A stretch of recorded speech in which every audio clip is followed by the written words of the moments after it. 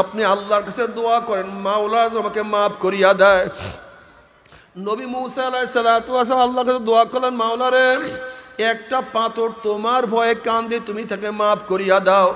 আল্লাহ পাক বললেন, মুসা তুমি তাকে সুসংবাদ জানাইয়া দাও, আমি তাকে মাফ করিয়া দিলাম। এই সুসংবাদ জানাইয়া মুসা আলাইহিস সালাতু ওয়াস সালাম সেখান থেকে চলিয়া গেলেন। অনেক দিন পরে ওখান থেকে যাওয়ার সময় দেখে পাথর আবারও কান্দে। নবী মুসা আলাইহিস সালাতু ওয়াস সালাম খুবই রাগী নবী ছিলেন। তিনি ধমক দিয়া জিজ্ঞাসা করলেন, পাথর তুই কি আমার কথা বিশ্বাস করো নাই? মাওলা তোকে মাফ করিয়া দিছে। তখন পাথর বলছে, আল্লাহ নবী মুসা, নবীরা কোনোদিন মিথ্যা কথা বলতে পারে না, আল্লাহ পাক আমাকে মাফ করিয়া দিয়েছে, আমি বিশ্বাস করি, তাহলে আবারও কেন কান্দ? পাথর বলতেছে, আল্লাহ নবী মুসা, যদি আমি না কান্দতাম, আমার দিকে আপনি লক্ষ্য করতেন না, দোয়া করতেন না, হয়তো মাওলা আমাকে মাফও করতো না। যেই কান্না রসুলে মাওলা আমাকে মাফ করিয়া দিছে, ওই কান্না আমি আর কোনোদিনও ছাড়ব না। আল্লাহ এ নেমো খারাম, তুমি কি দেখো না আমার নবীর অবস্থা কি? তিরমিজির মধ্যে উঠাইয়া দেখো, নবী আলাইহিস সালাতু ওয়াস সালাম নামাজের মধ্যে এমনভাবে কাঁদতেন, অলি জাউফি আজিজু কাজিজিল মিরজাল মিনাল বুকা, যেরকম পাতিলের মধ্যে পানি দিয়া উপরে আবৃত করিয়া নিচে আগুন জ্বালাইয়া দিলে দেখবেন পাতিলের মধ্যে গুম গুম আওয়াজ করতে থাকে। নবী আলাইহিস সালাতু ওয়াস সালাম নামাজের মধ্যে এমনভাবে কাঁদতেন, তার কলিজার থেকে কান্নার গুম গুম আওয়াজ বের হইয়া যাইত। আল্লাহ তুমি মাফ করিয়া দাও। বাবারে তুমি কি জানো চোখের পানির কত দাম? নবী আলাইহিস সালাতু ওয়াস সালাম ফরমান, 2 কাতরা 2 ফোঁটা জাহান্নামের আগুনে স্পর্শ করবে না। রক্তের ওই ফোঁটা আল্লাহর জমিনে আল্লাহর হুকুমত কায়েম করার জন্য শরীর থেকে যেই রক্তের ফোঁটা বের হবে, ওই শরীর জাহান্নামে যাবে না। চোখের ওই পানির ফোঁটা মাওলার ভয়ে জাহান্নামের ভয়ে চোখের থেকে গড়াইয়া পড়বে, ওই চক্ষুকে আমার মাওলায় জাহান্নামে নিবে না। মান বাকা মিন খাশিয়াতিল্লাহি হারামাল্লাহু তিলকাল আইন আলান নার। আল্লাহ তুমি কবুল করিয়া নাও। কিন্তু হে আমার যুবক বাবারা, মুরব্বী বাবারা, পর্দার মা বোনেরা, মোমেন মুসলমান বলতে সবাইরই মনে চায় গুনার থেকে ফিরিয়া নেয়া কামল করিয়া মাওলার জান্নাতে, কিন্তু সবাইরই যাইতে মনে চায়। গুনাহ নিয়া মাওলার জাহান্নামে কাউরি কিন্তু যাইতে মনে চায় না। কিন্তু কেনই বা আমরা নেক আমল করতে পারি না, কেনই বা গুনার কাম ছাড়তে পারি না? এর মূল কারণ আপনার এবং আমার পিছনে নফস এবং শয়তান লাগিয়া রইছে। এই নফস এবং শয়তান থেকে ফেরার জন্য যে কোনো একজন হক্কানি আল্লাহর ওলির হাতে হাত দিতে হবে রে বাবা। খবরদার, বর্তমান জমানায় পীর মুরিদের নামে ভেজাল, ব্যবসা, দলাদলি, হিংসা হাসা, শিরক বিদআতে প্রদ হয়ে গেছে। সমস্ত আল্লাহর ওলির একমত, যেই পীরের 5 জন মুরিদের মধ্যে কমপক্ষে 3 জনকে দেখবা আলহামদুলিল্লাহ সুন্নাত মুআফিক আমল আখলাক মজবুত হইয়া যাইতে আছে, গুনার কাম ছাড়তে আছে, নেকের আমল ধরতে আছে, কলব নরম হইয়া চোখে পানি আসতে আছে। বৃক্ষতর নাম কি, ফলে পরিচয়। আমি চরমনাই বুঝি না, চরমনার দাওয়াত, প্রশংসা, প্রচার প্রসার করার জন্য আসিনি রে বাবা। চরমনায় যাওয়ার তোমার কোনো দরকার নাই, কোনো দরকার নাই, কোনো দরকার নাই। তুমি যার কাছে গিয়া পারো গুনার কাম ছাড়ো, নেকের আমল ধরো, কলব নরম। কে বাদ দিবে? বিচারক। বিচারক তো দূরের কথা, কোন নবীর ও কোরআন থেকে কোন আয়াত বাদ দেওয়ার ক্ষমতা নাই। কোন নবী ইচ্ছা করলেই, কোন রসুল ইচ্ছা করলেই কোরআনের মধ্যে কিছু ঢুকাতেও পারে না, বেরও করতে পারে না। গোটা দুনিয়ার কোন শাসক, চাই সে আমেরিকার হোক, রাশিয়ার হোক, গোটা দুনিয়ার পরাশক্তি একত্রিত হয়েও কোরআনের থেকে আয়াত তো দূরের কথা, একটা নক্তা বাদ দেওয়ার ক্ষমতা রাখে না। আপনারা অনেকেই ভাবছেন ইরান শক্তিশালী হচ্ছে, এটা মুসলমানদের জন্য গর্বের বিষয়। ইরান শক্তিশালী হওয়া মুসলমানদের জন্য গর্বের বিষয় না, বরং ধ্বংসের বিষয়। অনেকেই ভাবছেন যে ইরানের শিয়ারা মুসলমান। কি মুসলমান তা তো দেখেছেন, এই রেজবি শিয়া, সে কোরআনকে অস্বীকার করে, আয়াতকে অস্বীকার করে, হাইকোর্টে রিট করছে। আপনাদের ধারণা কি? ওই তো হাইকোর্ট, সুপ্রিম কোর্ট। যদি যদি কোরআনের একটা আয়াতকে কেউ অস্বীকার করে, কয়টা আয়াতকে? শুধু একটা আয়াত না, একটা আয়াতের শব্দকে কেউ যদি অস্বীকার করে, সে আর মুসলমান থাকে না, সারাসার বেঈমান হয়ে যায়, কাফের হয়ে যায়। ভারত আমাদের সাথে খেলায় লিপ্ত হয়েছে। ভারত ইসলামের সাথে মুসলমানের সাথে খেলতে চায়। কখনো মসজিদ ভেঙে দেয়, আপনারা দেখেছেন বাবরি মসজিদ ভেঙে দিয়েছে। কখনো গরু খাওয়ার নামে আমাদের মুসলমান বন্ধুদেরকে পিটিয়ে হত্যা করে। কখনো ইসলামকে বন্ধ করার চক্রান্ত করে। কখনো কোরআনকে অস্বীকার করার, সন্দেহ ঢুকাবার চক্রান্ত করতেছে। এতে মুসলমান দুর্বল হয় না, বরং মুসলমান শক্তিশালী হয়। মুসলমান কি হয়? শক্তিশালী হয়। আমি ভারতের সুপ্রিম কোর্টকে বলবো, নরেন্দ্র মোদীকে বলবো, যে রিট করেছে এই রিটকে ভ্যাকেট করে দাও। যদি ভ্যাকেট না করো, যদি এই রিট আবেদন মঞ্জুর করে কে চালাতে থাকো, তাহলে গোটা দুনিয়ার মুসলিম একত্রিত হয়ে ভারতের আক্রমণ করবে। তুমি কি ভেবেছো? ভাবছোটা কি? কোরআন কি জিনিস জানো? কোরআন কি জিনিস জানো তুমি? কোরআনের জন্য হাজারো কোটি কোটি মানুষ অকাতরে জীবন দিতে পারে, শহীদ হতে পারে, রক্ত দিতে পারে। তুমি সেই কোরআন আগুন নিয়ে খেলা করতেছো, আগুন নিয়ে খেলা করতেছো। এই শিয়া এক বেঈমানের গোষ্ঠী। এই শিয়া আমার নবীর দুশমন। এই শিয়ারা ইসলামের দুশমন। এই শিয়ারা কোরআনের দুশমন।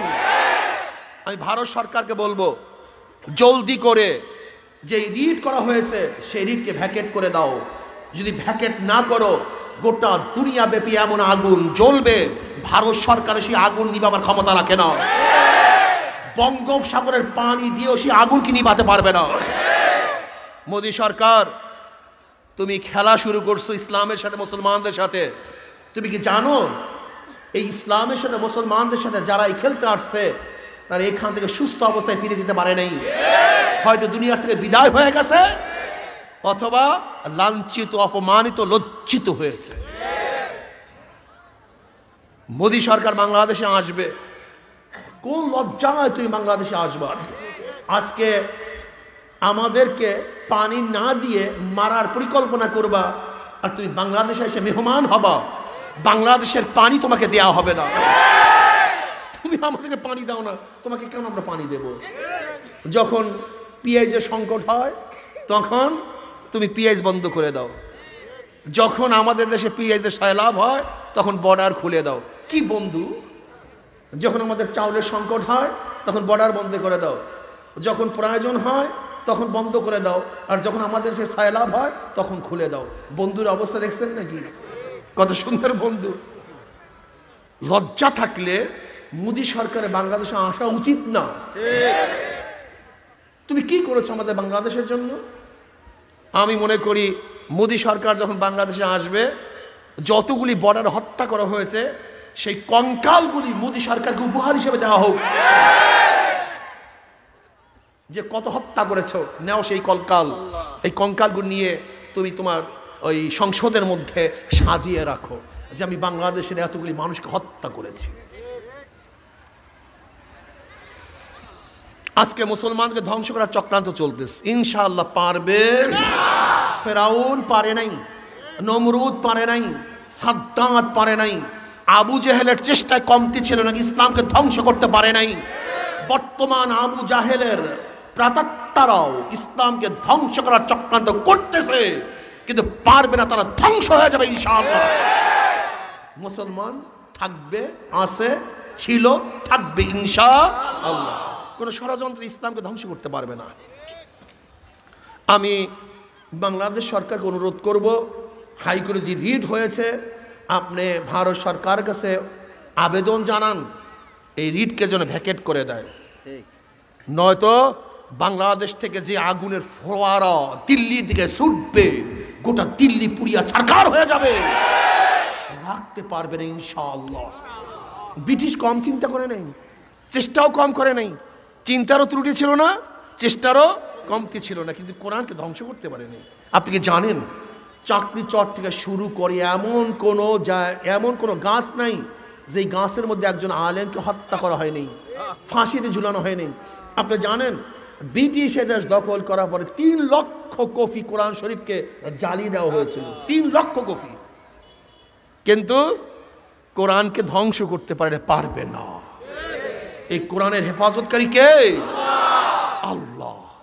যে কোরআনের হেফাজতের দায়িত্ব আল্লাহ নিজে নিয়ে নিয়েছেন, সেই কোরআনকে ধ্বংস করার ক্ষমতা কেউ রাখে না। এই শিয়া বেঈমানের গোষ্ঠী কোরআনকে অস্বীকার করে, বহুত আয়াতকে অস্বীকার করে, আমার আম্মাজান আয়েশাকে পবিত্র মনে করে না। আপনি জানেন তারা ভাবছে কোরআনকে তাহরিফ করা হয়েছে, পরিবর্তন করা হয়েছে, এটা তাদের আকীদা। তারা মুসলমান হয় কিভাবে? অনেকেই শিয়া ইরানের শক্তিশালী হওয়া দেখে মনে মনে কলা খায়, মনে মনে কলা খাও, ইরান শক্তিশালী হবে, আর যত আহলে সুন্নাত ওয়াল জামাত খাঁটি মুসলমান আছে সবাইকে হত্যা করবে, ওরা হত্যা করবে।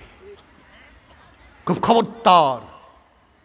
শিয়াদের মধ্যে একটা গ্রুপ খুব মারাত্মক, শিয়াদের মধ্যে সবাই বেঈমান না, কিছু আছে ঈমানওয়ালা, কিন্তু যারা কোরআনকে তাহরিফ মনে করছে, আম্মাজান আয়েশাকে পবিত্রা মনে করে না, এরা সারাসার কাফের, কোনো সন্দেহ নেই। কারণ কোরআনের একটা আয়াতকে অস্বীকার করলে সে বেঈমান হয়ে যায়। অনেক শিয়া আছে যারা মনে করে কোরআনকে পরিবর্তন করা হয়েছে, সব আল্লাহর মানি না, এদের আকীদা এরকম, সে আবার ঈমানওয়ালা থাকে কিভাবে? কাজে খুব সতর্ক। ইসলামকে ধ্বংস করার চক্রান্ত চলতেছে, আগেও ছিল, বর্তমানেও আছে, ভবিষ্যতেও থাকবে। এই শিয়ারাই প্রথম সাহাবায়ে কেরাম রিদওয়ানুল্লাহি তাআলা আলাইহিম আজমাইনদেরকে গালি দিস, তাকে কুশ্শা বলছে, তাদেরকে মিয়ারে হক মনে করে নাই। এই শিয়ারা সাহাবাদেরকে সবচেয়ে বেশি গালি দিছে, এই শিয়ারা। আপনারা জানেন না, শিয়ারা সাহাবায়ে কেরামদেরকে মিয়ারে হক মনে করে না, গালি দেয়, জাহান্নামী মনে করে। আপনারা কি জানেন এই শিয়াদের একটা গোষ্ঠী, তাদের ধারণা তারা ক্ষমতায় গিয়ে আবু বকর এবং ওমর রাদিয়াল্লাহু তাআলাকে কবর থেকে বের করে তাদেরকে শাস্তি দিবে। জোরে বলেন নাউজুবিল্লাহ। আম্মাজান আয়েশা সিদ্দিকা রাদিয়াল্লাহু তাআলাকে কবর থেকে বের করে শাস্তি দিবে, এটা তাদের ধারণা। এই শিয়াদের যারা আজকে সাহাবায়ে কেরামদেরকে গালি দেয়, সাহাবায়ে কেরামকে পছন্দ করে না, সাহাবায়ে কেরামের মহাব্বত অন্তরের মধ্যে নাই, ওরাও খাঁটি মুসলমান হতে পারে না, ওরাও শিয়ার একটা অংশ হতে পারে, ওরা শিয়ার অংশ, ওরা শিয়ার অংশ। আপনারা কি জানেন সাহাবায়ে কেরামদেরকে গালি কেন দেয়? তাদের উপর থেকে ভক্তি শ্রদ্ধা তুলে দেওয়ার কারণটা কি? ওই একটাই কারণ যেহেতু কোরআন আমরা পাইছি সাহাবাদের মাধ্যমে। কিসের মাধ্যমে? তা সাহাবারা যে খারাপ হয়, তাদের মাধ্যমে যে জিনিস আসছে সেটা ভালো হবে কিভাবে? সূক্ষ্ম তো বুঝেন নাই, সূক্ষ্ম জিনিসটা তো বুঝেন নাই। এর জন্য তো তাহরিফ কোরআন বলে কেন? যে আবু বকর ওমর খারাপ ছিল, কাজী তারা কোরআনকে পরিবর্তন করিয়া ফেলাইছে। আপনি বুঝেন? এই শিয়ার প্রেতাত্মা ঢুকছে কিছু মানুষের মধ্যে, যারা সাহাবায়ে কেরামদেরকে পছন্দ করে না। আব্দুল্লাহ বিন মুবারক রাহমাতুল্লাহ আলাইহি বহুত বড় মুহাদ্দিস ছিলেন, বহুত বড় ফকিহ ছিলেন, হাফিজুল হাদিস ছিলেন। কে ভাই? আব্দুল্লাহ বিন মুবারক রাহমাতুল্লাহ আলাইহি। তার কাছে প্রশ্ন করা হয়েছে যে ওমর বিন আব্দুল আজিজ বেশি ফজিলাতওয়ালা, সম্মানিত, তার মর্যাদা বেশি, না মুআবিয়া রাদিয়াল্লাহু তাআলার মর্যাদা বেশি? কার কাছে প্রশ্ন করা হয়েছে? আব্দুল্লাহ বিন মুবারক রাহমাতুল্লাহ আলাইহি, যাকে সবাই বড় মুহাদ্দিস বলে, সব গ্রুপ, সমস্ত ইমামরা তাকে বড় মুহাদ্দিস মনে করে। মুহাদ্দিস, হাদিসের বড় বড় ইমামরা তাকে সবাই এক বাক্যে বড় মুহাদ্দিস মনে করে, ফকিহ মনে করে, মুস্তাহিদ মনে করে। এই আব্দুল্লাহ বিন মুবারক রাহমাতুল্লাহর কাছে প্রশ্ন করা হয়েছে, ওমর বিন আব্দুল আজিজ যিনি পঞ্চম খলিফা, তার মর্যাদা বেশি না মুআবিয়া রাদিয়াল্লাহু তাআলার মর্যাদা বেশি? তিনি বললেন, কি বললা? মুআবিয়া রাদিয়াল্লাহু আনহু মর্যাদা বেশি না ওমর বিন আব্দুল আজিজের মর্যাদা বেশি? শোনো, হযরত মুআবিয়া রাদিয়াল্লাহু তাআলা আনহু যুদ্ধের ময়দানে যে ঘোড়ার উপরে সওয়ার হয়ে যুদ্ধ করেছেন, সেই ঘোড়ার নাকের মধ্যে যে ধুলি ঢুকছে, ওই ধুলির যে মর্যাদা ওমর বিন আব্দুল আজিজের সেই মর্যাদা নাই। আর তুমি ওমর বিন আব্দুল আজিজের মর্যাদা বেশি না মুআবিয়া রাদিয়াল্লাহু মর্যাদার কথা বলতেছো? তুমি চেনো মুআবিয়া রাদিয়াল্লাহু কে? ওই চক্ষু দিয়ে আমার নবীকে বারবার দেখেছে। যেই চক্ষু আমার নবীকে দেখছে, ওই চক্ষুর সমান গোটা দুনিয়ার চক্ষু হতে পারে না। ওই চক্ষু দিয়ে আমার নবীকে দেখছে, এমনিতেই দাম বাইরে গেছে। আমার নবী দামি, যে চক্ষু তাকে দেখছে সেই চক্ষু দামি হয়ে গেছে। আমার নবী দামি, তার মজলিসে যে ঈমান নিয়ে বসে সে দামি হয়ে গেছে। আমার নবী দামি, আমার নবীর কথা যে কান দিয়া শুনছে সে দামি হয়ে গেছে। আমার নবী দামি, তার সংস্পর্শে যে একবার বসছে, একবার ঈমানের সাথে দেখছে, ঈমানের সাথে দুনিয়া থেকে বিদায় হয়ে গেছে। গোটা দুনিয়ার ওলিদেরকেও যদি এক পাল্লায় রাখা হয়, আর যে আমার নবীকে একবার দেখছে ঈমানের সাথে দুনিয়া থেকে বিদায় হয়ে গেছে, গোটা দুনিয়ার ওলিদেরকে এক পাল্লায় রাখবেন, আর ওই এক সাহাবীকে এক পাল্লায় রাখবেন, ওই সাহাবীর মর্যাদা ওজন হয়ে যাবে। কারণটা কি ভাই? যেই জিনিস দামি হয় তার সাথে লাগলে সেই জিনিস দামি হয়ে যায়। কোরআন দামি, কোরআন আসছে জিব্রাইলের মাধ্যমে, সমস্ত ফেরেশতাদের মধ্যে জিব্রাইল দামি হয়ে গেছে। কোরআন দামি, নাজিল হইছে রমজান মাসে, সমস্ত মাসের মধ্যে রমজান মাস দামি হয়ে গেছে। কোরআন দামি, নাজিল হইছে আমার নবীর উপরে, সমস্ত নবীর মধ্যে আমার নবী দামি হয়ে গেছে। কোরআন দামি, নাজিল হইছে মক্কার মধ্যে, সমস্ত নগরীর মধ্যে মক্কা নগরী দামি হয়ে গেছে। কোরআন দামি, নাজিল হইছে হেরা পর্বতে, সমস্ত পাহাড়ের মধ্যে হেরা গুহা দামি হয়ে গেছে। কোরআন দামি, নাজিল হইছে শবে কদরের মধ্যে, সমস্ত রাত্রের মধ্যে শবে কদর দামি হয়ে গেছে। কোরআন দামি, যেই কাগজের মধ্যে কোরআনকে লেখা হয় সেই কাগজটা সমস্ত কাগজের মধ্যে দামি হয়ে যায়। কোরআন দামি, যে কাপড় দিয়ে কোরআনকে আবৃত করা হয়, গেলাফ দেওয়া হয়, সেই কাপড়টা সমস্ত কাপড়ের মধ্যে দামি হয়ে যায়। কোরআন দামি, এই কোরআনকে যে কাঠের মধ্যে রেহানের মধ্যে রেখে তেলাওয়াত করা হয়, সেই কাঠটাও সমস্ত কাঠের মধ্যে দামি হয়ে যায়। কোরআন দামি, যেই কলবের মধ্যে কোরআন থাকবে সেই কলবটাও সমস্ত কলবের চেয়ে দামি হয়ে যাবে। এর জন্যই তো দামি জিনিসের সাথে সংস্পর্শ থাকলে জমানা দামি হয়ে যায়, স্থান দামি হয়ে যায়, রাত্র দামি হয়ে যায়, মাস দামি হয়ে যায়, ব্যক্তি দামি হয়ে যায়। ঠিক আমার নবী দামি, সবচেয়ে দামি, সবচেয়ে মর্যাদা সম্পূর্ণ। এর জন্য আমার নবীর সাথে যারা ঈমানের সাথে ছিল, ঈমানের সাথে বিদায় হয়ে গেছে, তারা সবচেয়ে দামি হয়ে গেছে।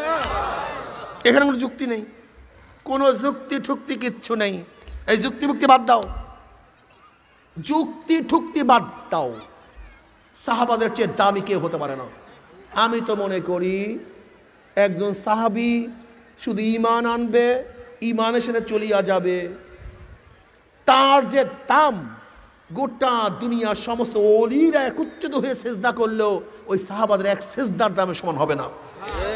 কারণটা কি জানেন? আস-সাবিকুন আস-সাবিকুন উলাইকাল মুকাররাবুন।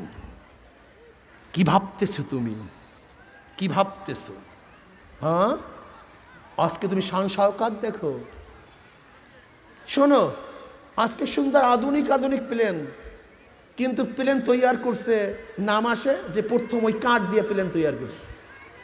আজকে কম্পিউটার একেবারে ঘড়ির মধ্যে কম্পিউটার, কিন্তু নাম আসে যে প্রথম রুমের মধ্যে বিশাল আকৃতির কম্পিউটার তৈয়ার করছে। কারণটা কি? যদিও আজকে খুব আধুনিক, কিন্তু সূচনা করছে সে। আজকে ইসলাম মুসলমান অনেক কিছু, কিন্তু সূচনা করছে সাহাবীরা কেরাম। আস-সাবিকুন আস-সাবিকুন উলাইকাল মুকাররাবুন। সাহাবায়ে কেরাম রিদওয়ানুল্লাহি তাআলা আলাইহিম আজমাইনদের একদিনের ত্যাগ, একদিনের আমাদের গোটা জিন্দেগির ত্যাগের সমান হবে না। সুবহানাল্লাহ। আজকে তুমি আমি ঈমান আনলে, নামাজ পড়লে তোমাকে আমাকে সম্মান করা হয়, শ্রদ্ধা করা হয়, হাদিয়া দেওয়া হয়। আর সাহাবায়ে কেরাম রিদওয়ানুল্লাহি তাআলা আলাইহিম আজমাইন ঈমান আনার সাথে সাথে তাদেরকে হত্যা করা হয়, তাদেরকে হত্যা করা হইতো। সুমাইয়া রাদিয়াল্লাহু তাআলা আনহাকে কিভাবে শহীদ করা হয়েছে লজ্জা স্থানের মধ্যে। এই আবু জাহিল বেঈমানের বাচ্চা সুর লাগাইয়া দিছে, আল্লাহ মাফ করিয়া দাও। সোয়াইলের ঘটনা পড়িয়া দেখো, কি কষ্ট করিয়া দুনিয়ার থেকে বিদায় হয়ে গেছে। বেলাল হাফসি রাদিয়াল্লাহু তাআলা আনহু ইসলাম গ্রহণ করার পরে কি কষ্ট তাকে দেওয়া হয়েছে। ওমর ইবনে খাত্তাব রাদিয়াল্লাহু বললেন, ভাই বেলাল, ইসলাম গ্রহণ করার পরে বেঈমানরা আপনাকে কি কষ্ট দিছে। তিনি কোনো কথা বললেন না, পিঠের উপর থেকে চাদরটা ফালাইয়া দিছে। দেখে গোশতগুলি একত্রিত হয়ে গেছে, বিশাল বিশাল গর্ত শরীরের মধ্যে। ওমর রাদিয়াল্লাহু বলেন, ভাই এটা কি ঘটনা। ইসলাম গ্রহণ করার পরে উত্তপ্ত বালুর মধ্যে আমাকে শোয়া রাখছে, বুকের উপরে পাথর চাপা দিয়া রাখছে। আল্লাহর কসম, ওই উত্তপ্ত পাথর কোনো কিছুতে ঠান্ডা করতে পারে নাই। আমার রক্ত এবং ঘামের মাধ্যমে তা ঠান্ডা হয়েছে। ইসলাম গ্রহণ করার পরে আমার পায়ের মধ্যে রশি লাগাইয়া পাথরের জমিনের মধ্যে ঘোড়ার পিছনে টানতে ছিল। একবার এরকম আর একবার এরকম করতে করতে আমার শরীরের সমস্ত চামড়াগুলি একত্রিত হইয়া গেছে। শিয়াবে আবু তালেবের মধ্যে 3 বছর পর্যন্ত সমস্ত সাহাবাদেরকে ব্যারিকেড দিয়া রাখছে।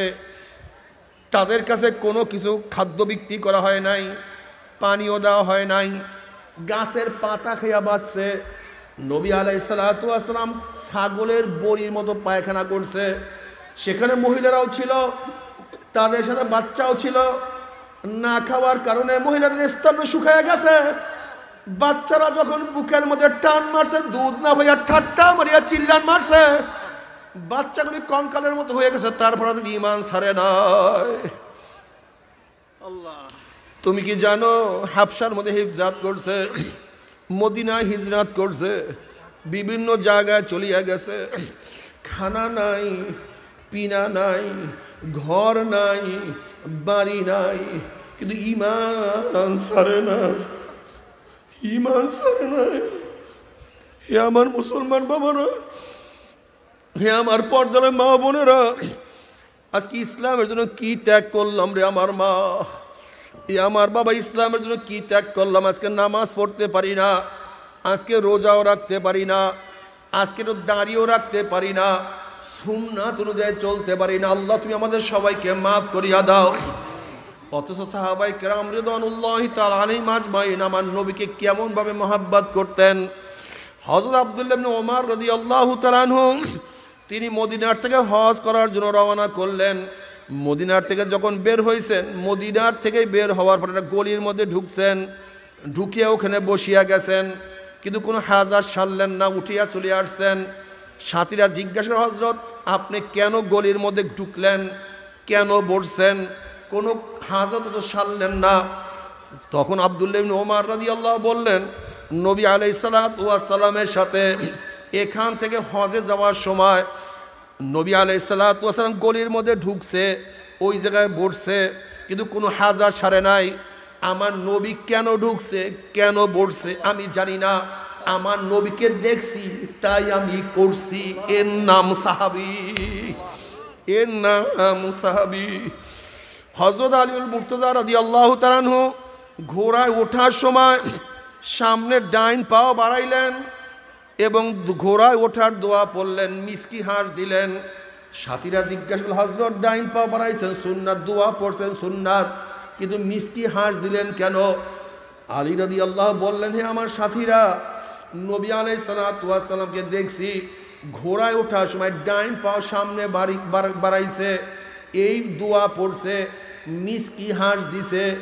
আমার নবী কেন মিসকি হাঁস দিছে আমি জানি না, আমার কাছে কোনো যুক্তি নাই। আমার নবী মিসকি হাঁস দিছে, তার অনুকরণ করতে গিয়ে আমিও মিসকি হাঁস দিছি।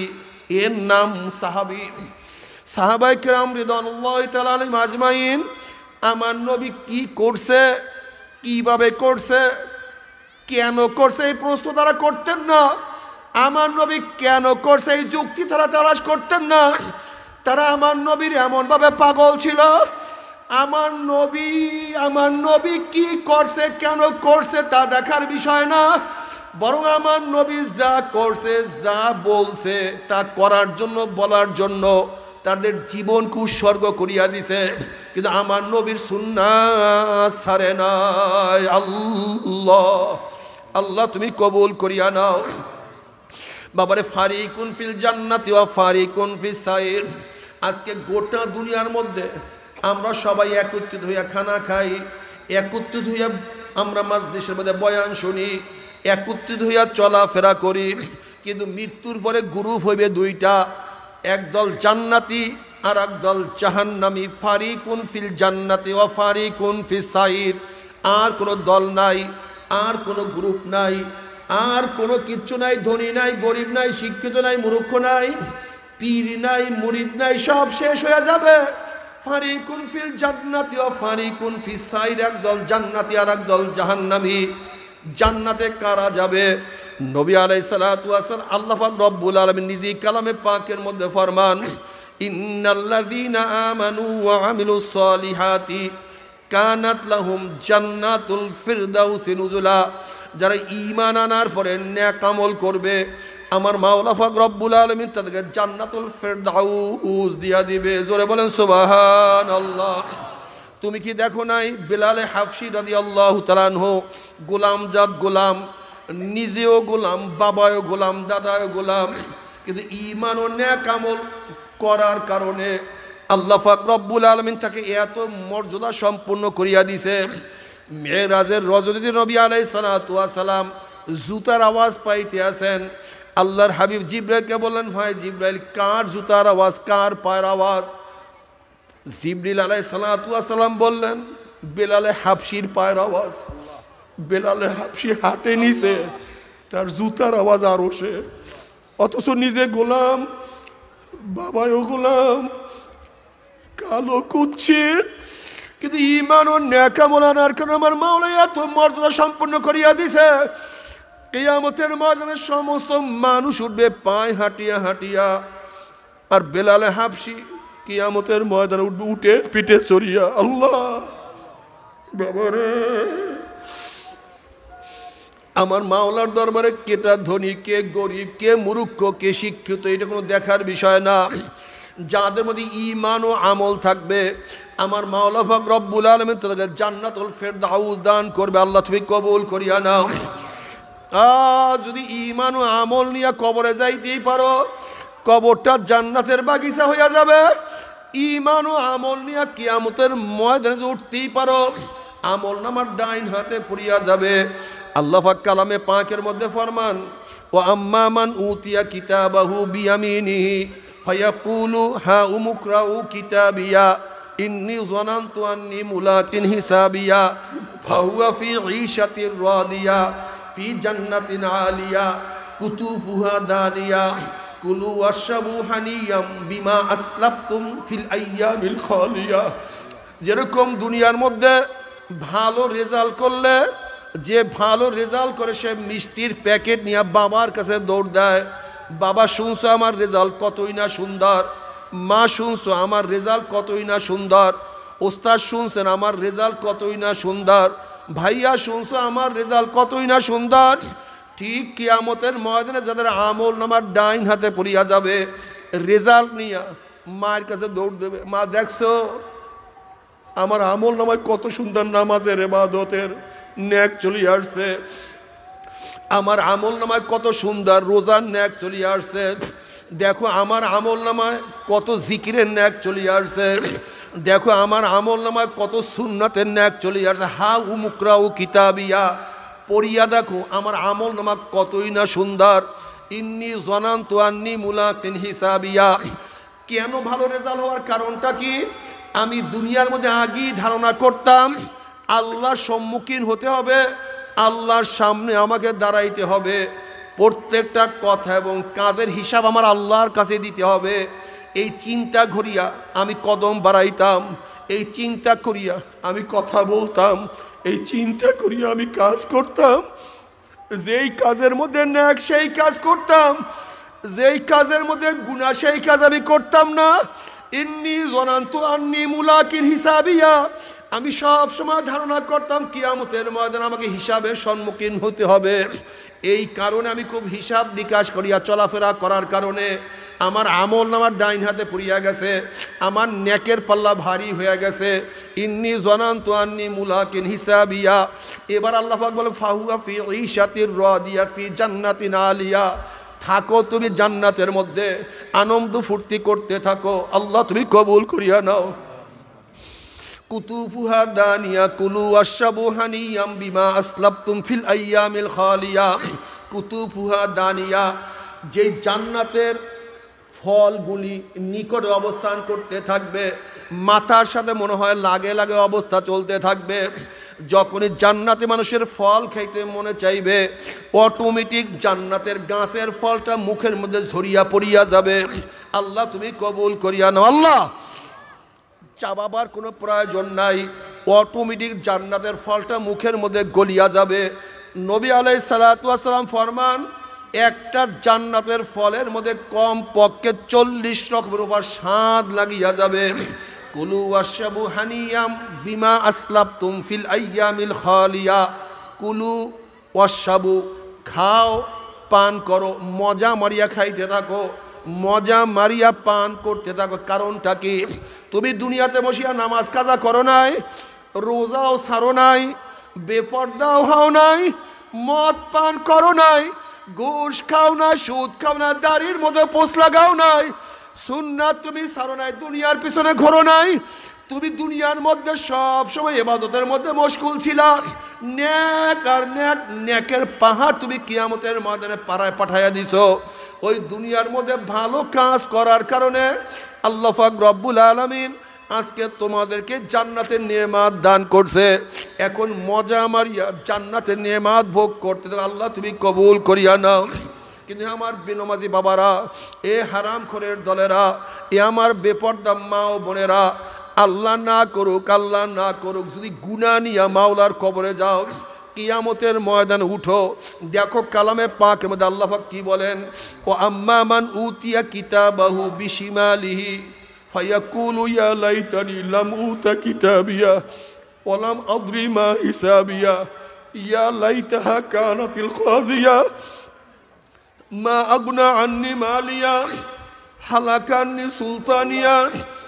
যাদের আমল নামা বাম হাতে পড়িয়া যাবে, বাম হাতটা সিনা ফারিয়া পিছনের দিকে চলিয়া যাবে।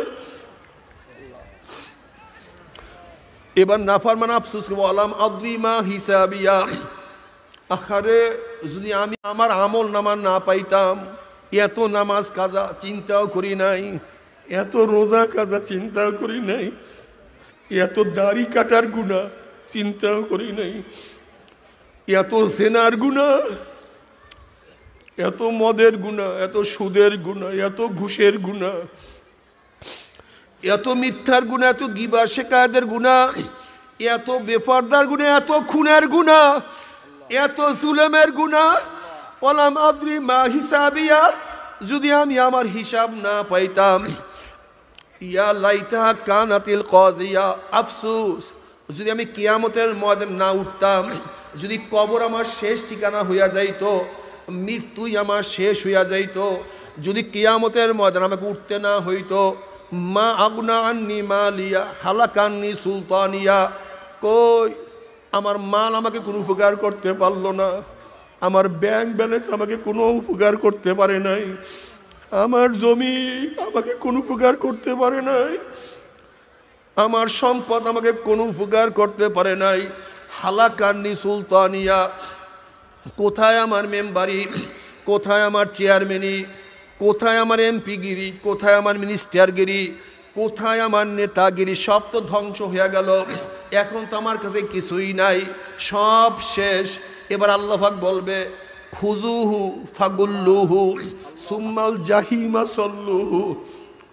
এ ফেরেশতার নাফরমানকে ধর, খুজুহু ফাগুল্লুহু, নাফরমানকে বান্ধিয়া ফেলা, সুম্মাল জাহিমা সল্লুহু, এরপর নাফরমানকে টানিয়া হেসরিয়া জাহান্নামে নিক্ষেপ কর।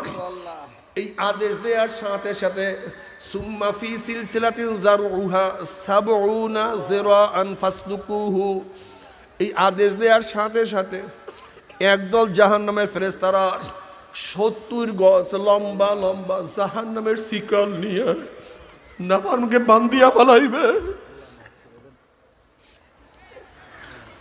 বাবারা, যেরকম কুকুরের পায়ের মধ্যে শিকল লাগাইয়া রশি লাগাইয়া যেরকম টানতে টানতে ময়লার মধ্যে ফালাইয়া দেওয়া হয়, ঠিক জাহান্নামীদের হাত পায়ের মধ্যে শিকল লাগাইয়া টানতে টানতে টানতে টানতে বিনর ই জাহান্নাম নিক্ষেপ করবে। বাবারা, সহ্য করতে পারবি? ওই জাহান্নামের আযাব তো কেউ সহ্য করতে পারবো না।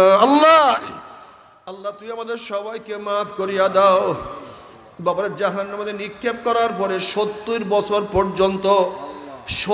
বছর পর্যন্ত জাহান্নামীরা জাহান্নামের নিচে যাইতেই থাকবে। বাবারা, সহ্য করতে পারবি? ওই জাহান্নামের এক সেকেন্ড আযাব কেউ তো সহ্য করতে পারবো না। আল্লাহ তুই আমাদের সবাইকে মাফ করিয়া দাও। বাবারা, জাহান্নামের উদ্যান হবে, মাঠ হবে, কাঁটা যুক্ত। জাহান্নামের মধ্যে একদল জাহান্নামীরা চেহারার উপরে হাঁটতে থাকবে, পা উপরে থাকবে, চেহারা নিচে থাকবে। যখন চেহারার উপরে হাঁটতে হাঁটতে হাঁটতে হাঁটতে কাঁটা যুক্ত জমিনের মধ্যে চলিয়া যাবে, কাঁটার আঘাতে আঘাতে চোখের মণি খুলিয়া খুলিয়া পড়িয়া যাবে।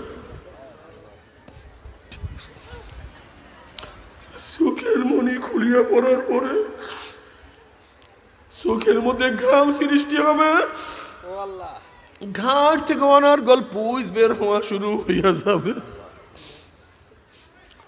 বাবারে, আবার ঘাড় মধ্যে পোকা হবে, পোকা কটকট করে কামড়াই দিয়ে থাকবে। আল্লাহ তুই আমাদের সবাইকে মাফ করিয়া দাও, সবাইকে ক্ষমা করিয়া দাও। বাবারে,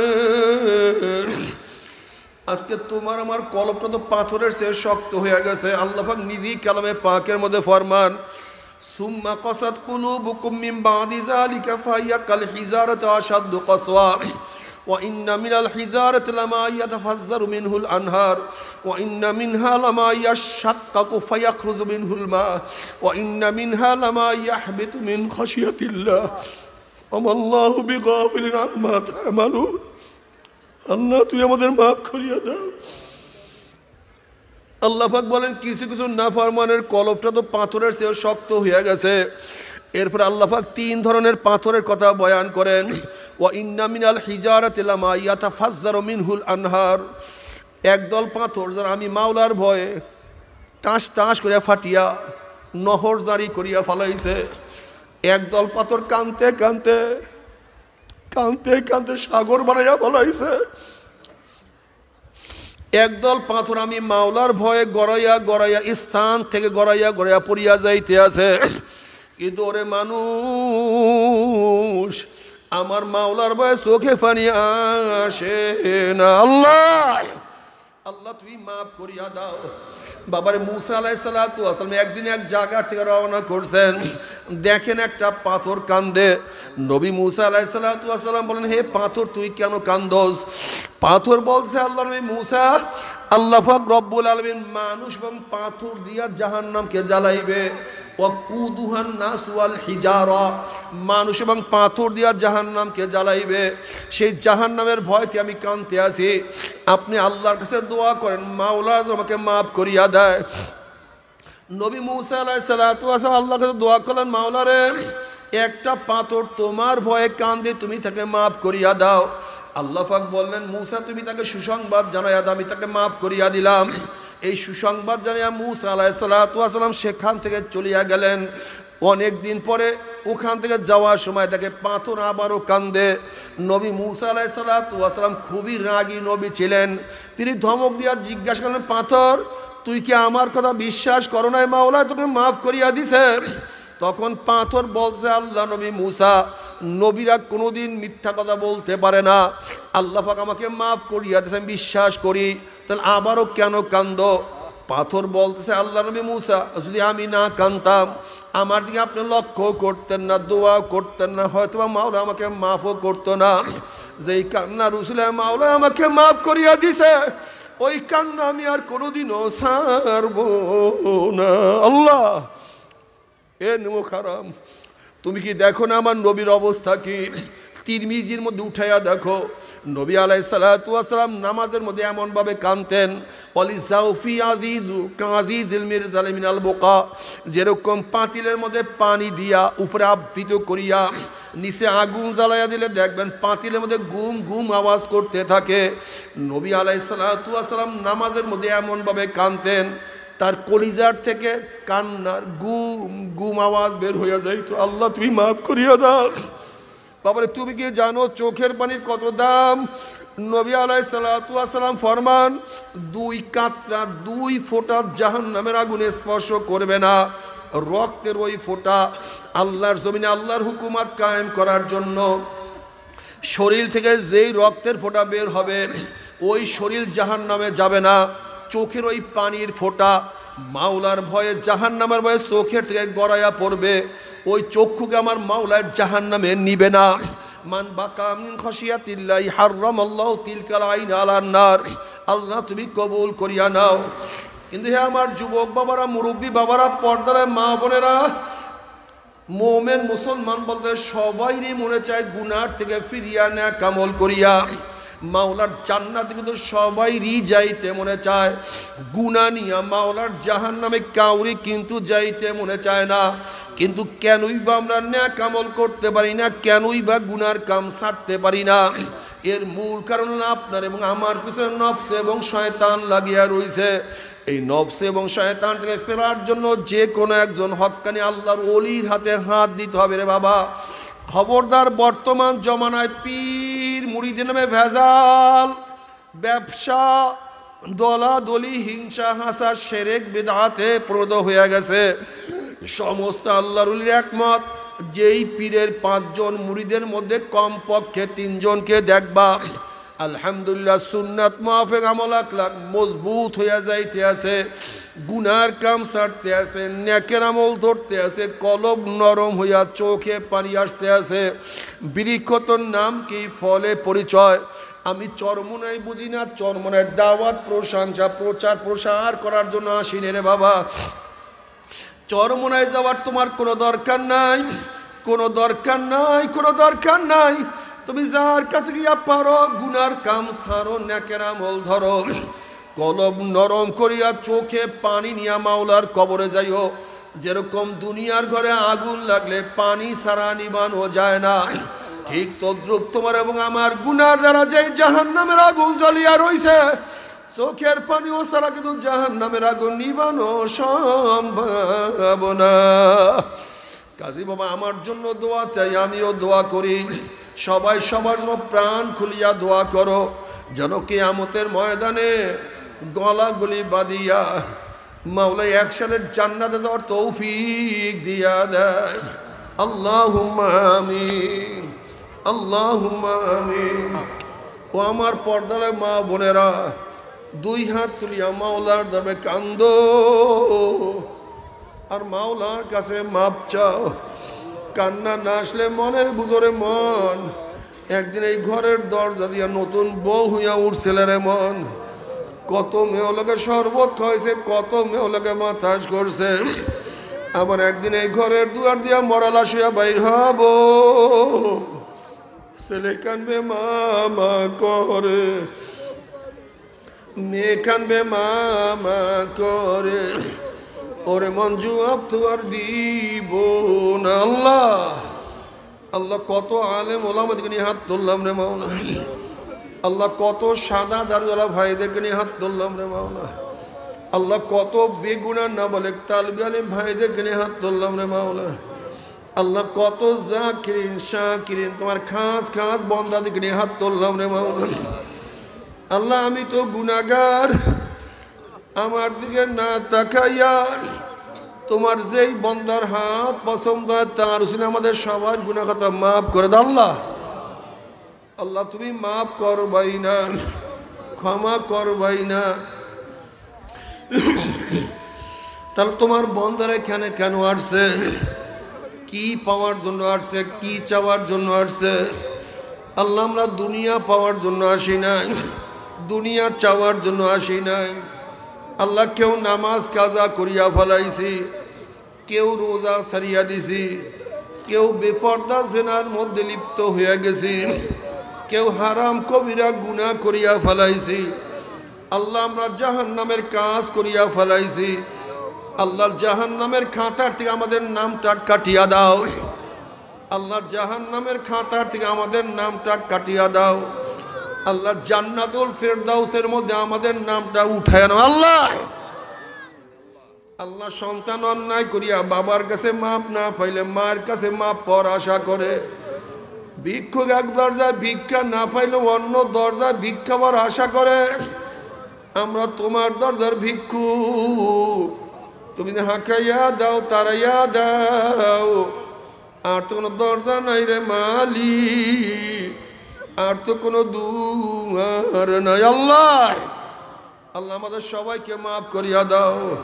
আল্লাহ, আমার যুবক বাবাদেরকে কবুল করিয়া নাও। আল্লাহ, আমার যুবক বাবাদেরকে কবুল করিয়া নাও। আল্লাহ, আমার যুবক বাবাদেরকে কবুল করিয়া নাও। আল্লাহ, আমার মুরব্বী বাবাদেরকে কবুল করিয়া নাও। আল্লাহ, আমার মা বোনদেরকে কবুল করিয়া নাও। আল্লাহ, আমরা যারা হাত তুললাম জানি একার মা নাই, বাবা নাই, স্ত্রী নাই, সন্তান নাই, দাদা নাই, দাদু নাই, নানা নাই, নানু নাই। আল্লাহ, আমাদের মাওলানা জিহাদি সাহেবের আম্মাও দুনিয়ার মধ্যে নাই। আল্লাহ, বাবাও নাই। যত মোমেন মুত্তাকিন মুজাহিদরা কবরে শুয়ে রয়েছে, সবার কবরে আযাবকে মাফ করে দাও। ই আল্লাহ, খাস করে আমাদের শায়েখ ও মুর্শিদের কবরকে জান্নাতের বাগিচা বানায় দাও। মা দাদা সহ তামাম দুনিয়ার মা শায়েখদের মাকামকে জান্নাত ওদের বুলন্দ করে দাও। আমাদের আহলা আওলাদ তোমার খাস গোলাম বান্ধবী কবুল করে নাও। রব্বানা হাব লানা মিন আজওয়াজিনা ওয়া যুররিয়াতিনা কুররাতা আইন ওয়াজআলনা লিল মুত্তাকিনা ইমামা। রব্বিরহামহুমা কামা রব্বায়ানি সগীরা। وصلى الله تعالى على خير خلقه محمد وآله وأصحابه وأزواجه وأتباعه أجمعين وارحمنا معهم برحمتك.